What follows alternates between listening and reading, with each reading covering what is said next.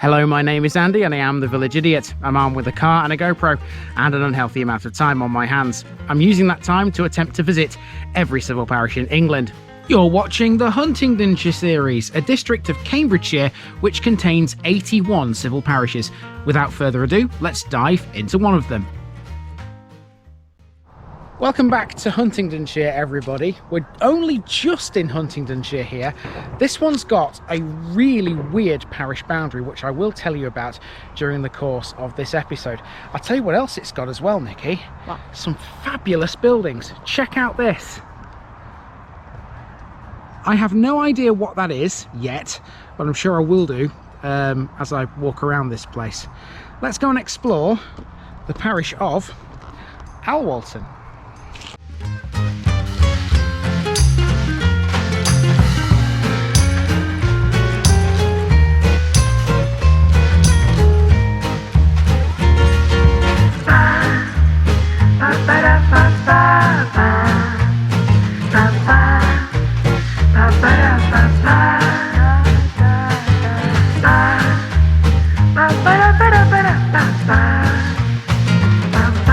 Here's my disclaimer for people who may be watching me for the first time. I say things as I would in my native accent and dialect. As a result, I may not pronounce things in the same way as the locals do. Remember, I'm a visitor. It's impossible to know everything. Leave me a comment, spin me a like and bash that subscribe button. Let's get to today's parish video. Welcome back to Huntingdonshire, everyone. This is Alwalton, which lies approximately 5 miles west of Peterborough, just off the A1 and the A605. At the time of the Domesday survey, Alwoltune was within the 100 of Norman Cross, and in written records it appears as Alwoltune. The village overlooks the southern bank of the River Nene and has quite an association with that river by way of at least 3 former watermills, known as the town mills. The Roman settlement of Durobrivae, located a mile to the north, had a huge influence on Alwoltune too. It produced pottery known as castorware, which was transported along the Nene. As such, Roman artefacts have been found all over the village in times past. Alwaltune was also known for stone quarrying, notably a hard blue limestone known as Alwalton Marble.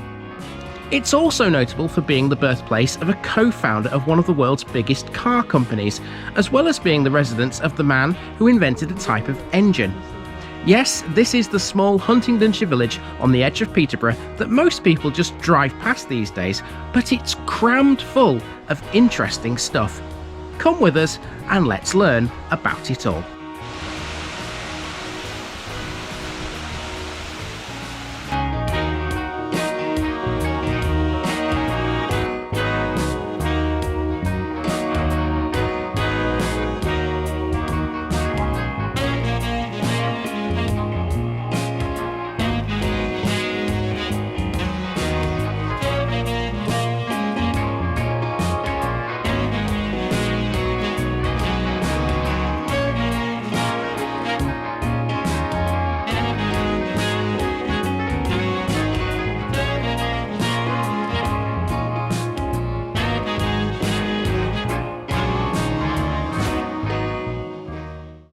We begin on the A605 outside Peterborough services.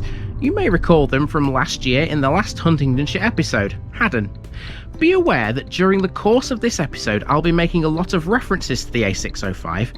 However, I will be talking about a different road, which has the same number, oddly.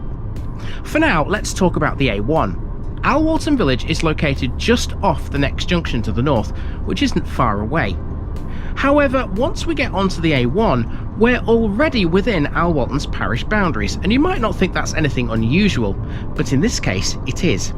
You see, Alwoltune's boundaries cover a long stretch of the A1 to the south of the village, and when I say that, I mean literally just the A1. It's a long, thin strip which gives the parish a ridiculous shape. Here's what the boundaries look like when you see them on Google Maps. Why on earth it's like this, I cannot tell you. Whatever the reason, surely this must be one of the most ridiculous boundaries we've ever seen. Here's something else too which makes this even crazier. It's impossible to get to the village without leaving the boundaries. To get to the village from the A1, you have to drive through Chesterton, which is what I'm about to do here. After negotiating Chesterton, you're then on the other A605, which to the east crosses the A1 on its way into Peterborough. What a strange situation. We begin our walk at Water End and straight away check this building out. This is the lodge. Dating from 1645, it was moved here from Dryden House, a mansion in neighbouring Chesterton, which was destroyed in 1807. Since 1985, it's been a holiday cottage. This road used to be called Town Street centuries ago, and it didn't stop here either.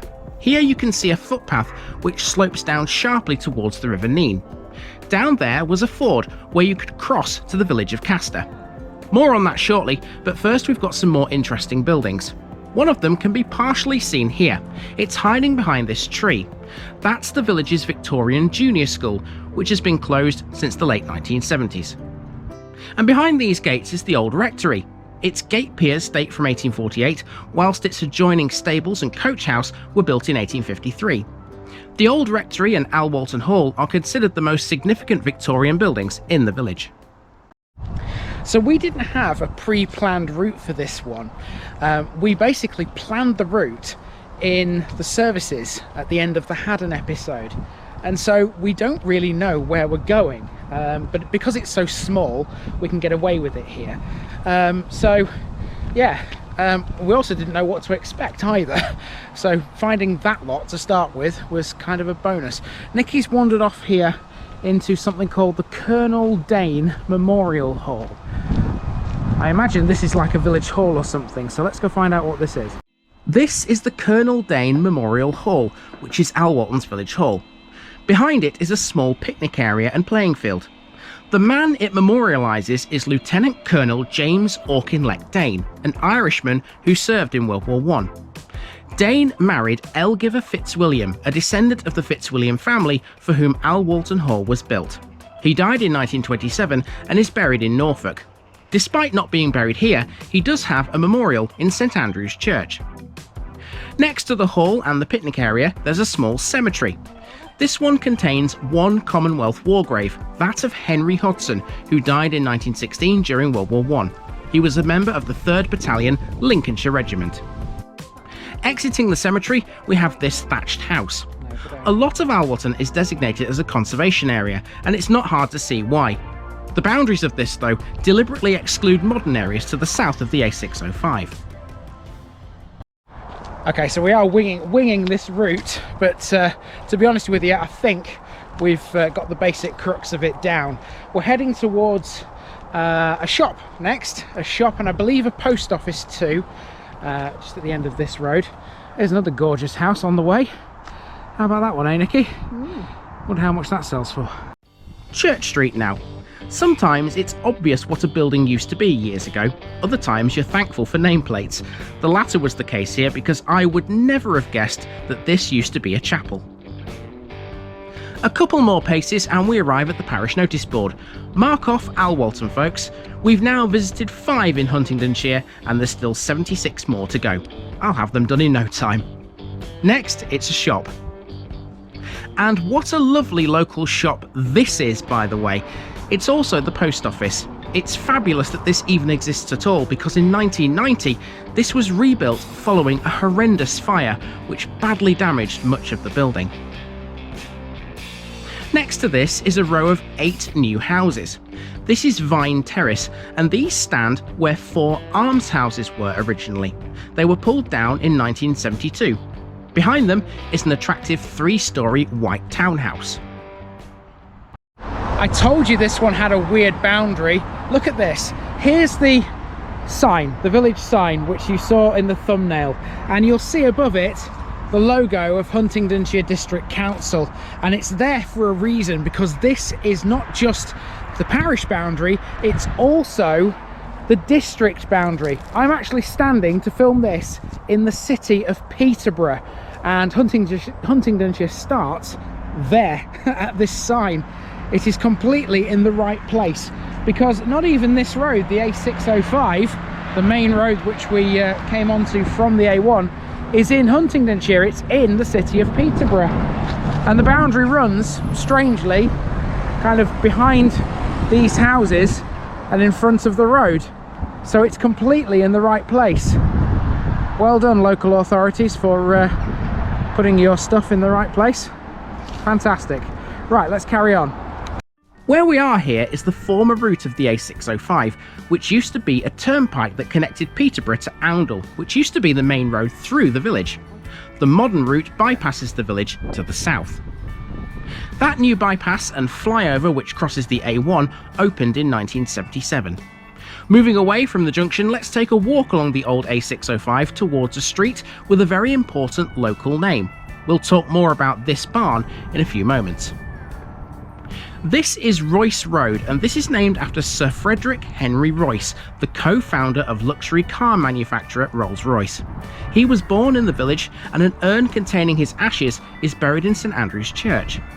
The spot is marked by a plaque on the floor of the church. His remains were originally buried in 1933 beneath a statue of him at the Rolls-Royce Works in Derby, but in 1937 his urn was removed and brought to Alwoltune. So what that's done is it's brought us to sort of the westernmost part of the village, if you like, and over there is the A1. This is Oundle Road, and there's the A1 over there. You can just see traffic flashing past. We're going the other way though. Let's go and check out that pub now, Nikki. Are we fancying a pint? Maybe, we'll have to see. That barn we saw earlier appears to be part of the premises of the village pub. This is the Cuckoo Inn, which is a pub and restaurant. This used to be called the Wheat Sheaf. The Cuckoo is a recent name change. Although not mentioned in the Domesday book, St Andrew's Church is of 12th century origin, and it's the oldest building in the village. It's partly made of barnac stone. Keep that name in mind for when we tackle the city of Peterborough. In 1300 it was intended to rebuild the whole church, but this was abandoned. In the 15th century its nave walls were raised to form a clerestory. In 1840 and 1841 it underwent a full restoration, and its tower was underpinned in 1902. The church has a ring of 5 bells, 4 of these courtesy of Thomas Norris of the Stamford Bell Foundry. It also has a sundial attached to its south transept, which dates from 1735, adorned with the words "Watch and Pray." Now behind the church there's Alwalton Hall, which is kind of in view to me, but you won't be able to see it, I don't think, and I can't get any closer than this because there's a massive sign over there that says "Private No Trespassing," despite the fact there's a gate. But that is pretty much as close as I can get to the hall, unfortunately. So yeah, I might, if I find a picture of it, I'll put it in the video at this point right now so you can see what I can sort of see through the trees. This video won't get a picture bit because it's too small, but if I find a picture of the hall, then there it is. The route will now take us through a gate down here and then left, and we're heading for the River Nene. Alwalton Hall was originally built for the Fitzwilliams. It was later the residence of another notable person, Frank Perkins, the founder of Perkins Engines. Like Sir Royce, he too is buried at St Andrew's Church. These days the hall is a beauty and wellness sanctuary. On the way to the Nene, we spotted this building, which had this wonderful stone carving on it. We have no idea what it is, or perhaps was originally, but it was interesting all the same. On the way to the Nene, we passed through the site of Alwalton's watermills. Known as town mills, they've long since gone, last appearing on a map in 1885. This, though, is Mill House, and this is where Sir Frederick Henry Royce was born in 1863. More recently, it's been used as a B&B. The end of Mill Lane is a sunken area full of ponds. This is where Alwalton Marble, the hard blue limestone, was once quarried. It was most notably used in both Peterborough and Lincoln cathedrals.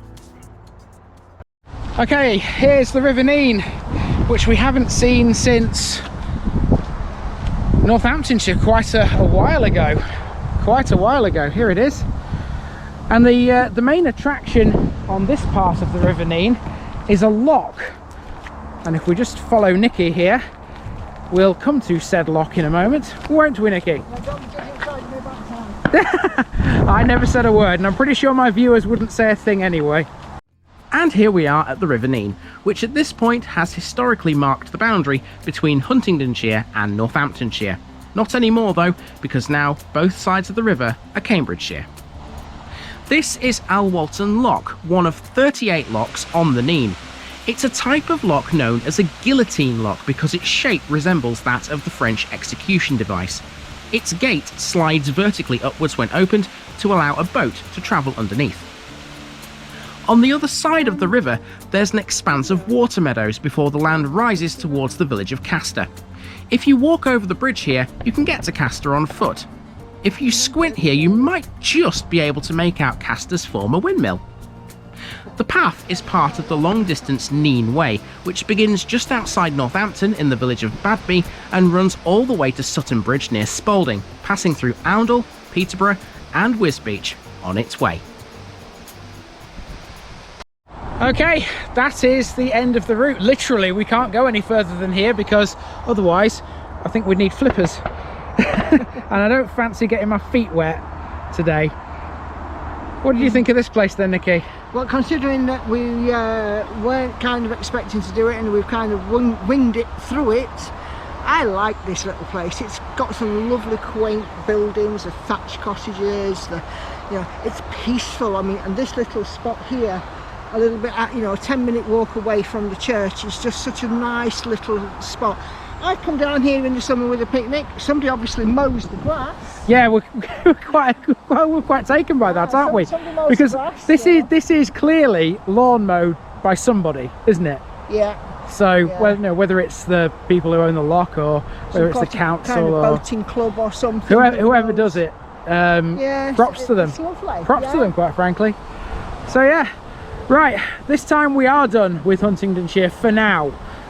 We will be back, of course, at some point because there's plenty more to cover in this part of Cambridgeshire, and I can't wait to dive further deeper into it. To quote, yeah, but not into this lock or this water. No, I don't want to dive into some fresh water. I don't want to dive into the. Why would I want to dive into the river? We'll find somewhere fresh. Honestly, sometimes I wonder exactly what I take around with me at times. You don't really want to be looking at what's inside my head right now. Anyway, I do hope you've enjoyed the parish of Alwoltune. I know we have. Yes, very much so. Time for us to move on to our next one. I've been Andy, also known as the Village Idiot. This has been the parish of Alwoltune, and I'm out.